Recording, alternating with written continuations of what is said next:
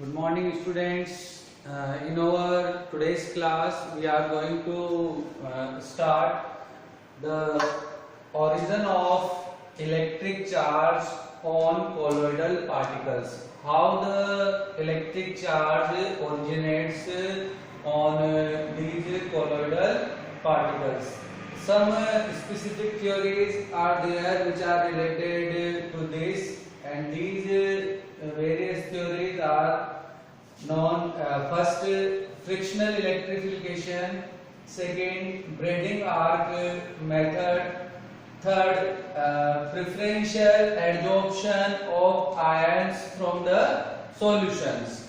Fourth, dissolution of molecules followed by the aggregation of the ions. And fifth method, dissociation of molecular electrolytes adsorbed on the surface of the particles.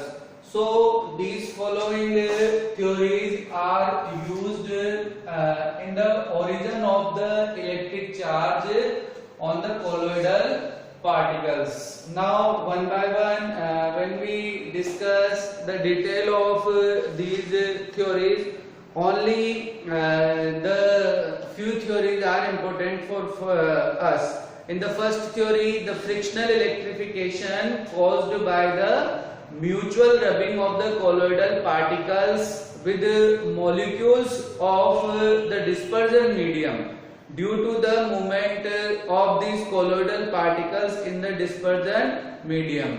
The meaning and the simplification of this: in the colloidal particles, when the movement of these particles takes place, these particles colloid with each other, and there will be a generation of the electric charge due to the collision. In the second, electron captured by the particles from air, and during the electro dispersion in the braiding arc method. So second method, we have the braiding arc method is used there. In this particular method we have. Now in the third method, that is the preferential adsorption of ions from solution. That is the important.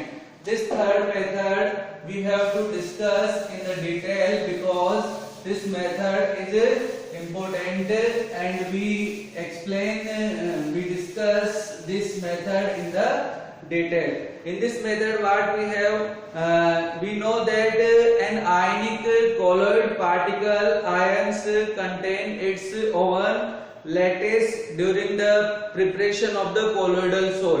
When we prepare the colloidal sol, we use the ionic compounds there, and they had their lattice present in them.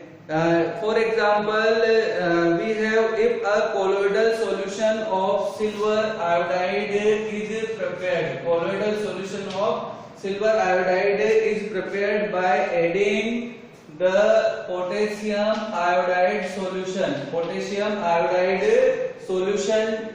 to AgNO3 solution till Ki is in the slight axis.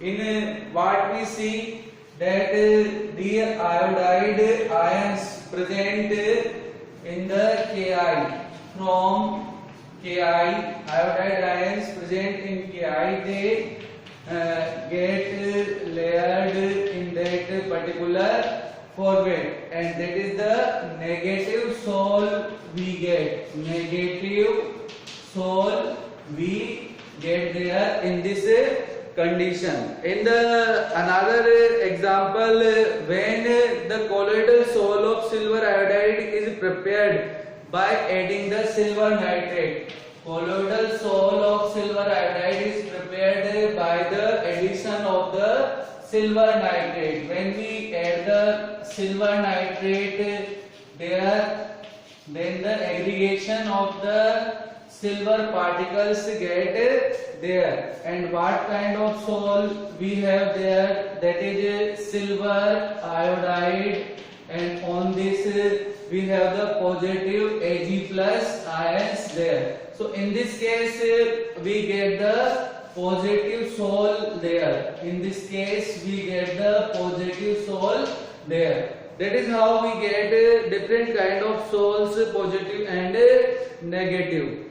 In either case, the left out ions will remain in the dispersion medium, thereby giving equal and opposite charge to the dispersion medium. Another example we have there, that is related to this, that if we have to prepare the ferric chloride sol, this is the ferric chloride ionic compound there, and when we dissolve this ferric chloride in the excess of H2O, when we dissolve this in excess of H2O, what we get? We get the Fe2O3.xH2O, Fe2O3.xH2O there.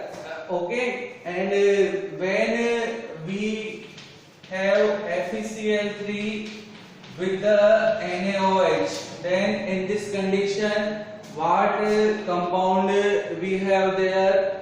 That is Fe2O3.xH2O, and that is another part we have is OH minus negative. Here on the above condition we have Fe3 plus positive. So that is the positive sol there, and that is the negative sol we are getting in this. So this is the third method we are using there. The fourth method, dissociation of molecules followed by the ions. Now fourth method we will see dissociation. Fourth method is dissociation of molecules followed by aggregation of ions. Dissociation of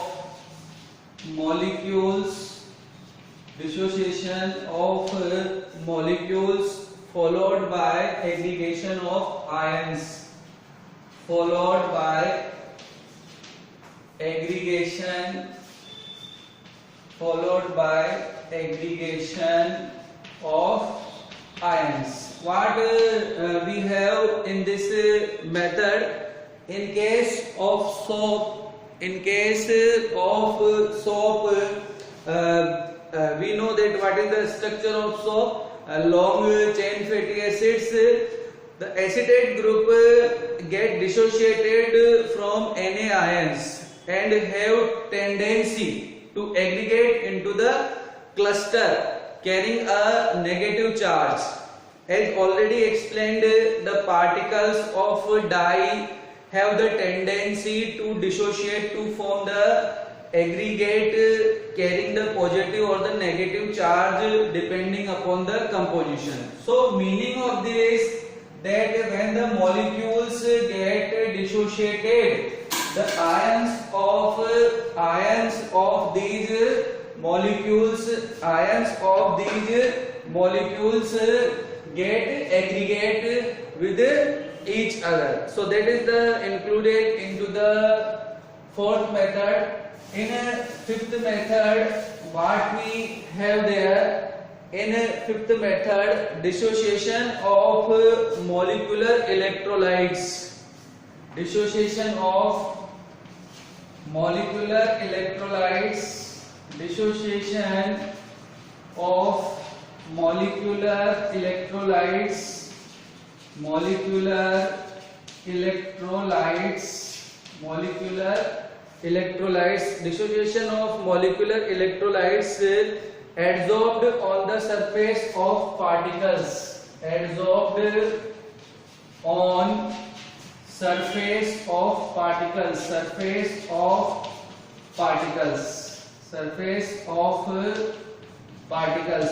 So what we have in this H2S gas, you know about the H2S gas, adsorbed on the particles. H2S gas adsorbed on the colloidal particles of the AS2S3 arsenic sulfide by dissociation of the H2S, H plus ions are lost freely, give the negative charge to the colloidal particles. When the dissociation of this takes place, the negative charge will generate. Ferric hydroxide Sol particles are positive. Ferric hydroxide Sol particles are positive in nature. OH minus ions are lost to the solution, giving the positive charge. So they are giving negative charge, they are giving the positive charge. So that is how we have the inclusion in this. Okay.